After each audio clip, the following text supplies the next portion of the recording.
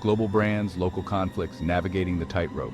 Global brands are powerful. They hold sway over consumers. They influence markets. But what happens when global ambition collides with geopolitical turmoil? This is the tightrope that corporations increasingly walk. The stakes are high, reputations can be tarnished, profits can vanish. Nowhere is this balancing act more precarious than in the relationship between global companies and Russia.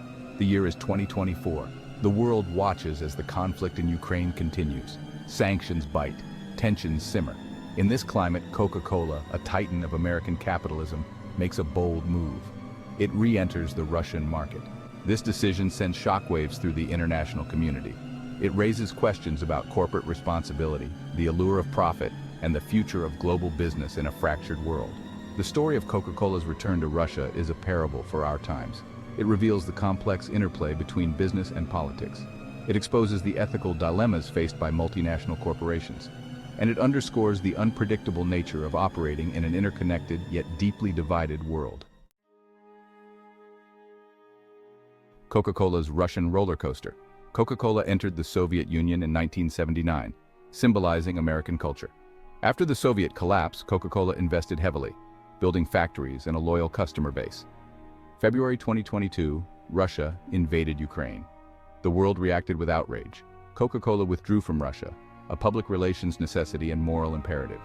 June 2024, Coca-Cola registers a new trademark in Russia, signaling a potential return. Critics accuse Coca-Cola of hypocrisy, questioning the ethics of profiting in a nation accused of war crimes. Trademark triumph, a sign of things to come. Coca-Cola's trademark registration in Russia is more than a bureaucratic detail. It represents a potential shift in corporate strategy. It could signal a willingness to engage with sanctioned markets. The move has sparked debate about the future of international business. Some experts argue that Coca-Cola is testing the waters. They suggest that the company is gauging public and political reaction. If successful, Coca-Cola's move could embolden other corporations. It could pave the way for a wave of re-engagement with Russia. This would have significant implications for sanctions regimes. Others view Coca-Cola's actions as an outlier. They argue that most companies will remain wary of the reputational and legal risks. They point to the ongoing conflict and the potential for further sanctions. For these companies, the cost of doing business in Russia remains too high. Only time will tell what Coca-Cola's trademark registration truly signifies. Will it be a harbinger of a new era of corporate engagement with Russia, or a fleeting anomaly in a climate of continued caution? The backlash begins, consumers bite back. Coca-Cola's decision to re-enter the Russian market has not gone unnoticed. Consumers around the world are paying attention, and many are not happy. Social media is abuzz with calls for boycotts.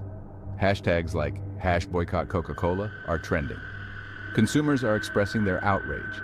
They accuse Coca-Cola of valuing profit over human rights. The backlash is not limited to online activism. Politicians and celebrities have also voiced their condemnation. Lawmakers in several countries are considering legislation that would penalize companies doing business in Russia. The message is clear.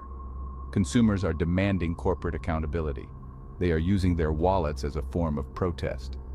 Coca-Cola now faces a dilemma. It must weigh the potential financial gains of returning to Russia against the potential damage to its brand reputation. The company's response to this consumer backlash will be closely watched. It could have far-reaching implications for how corporations navigate the increasingly complex landscape of geopolitics and consumer activism.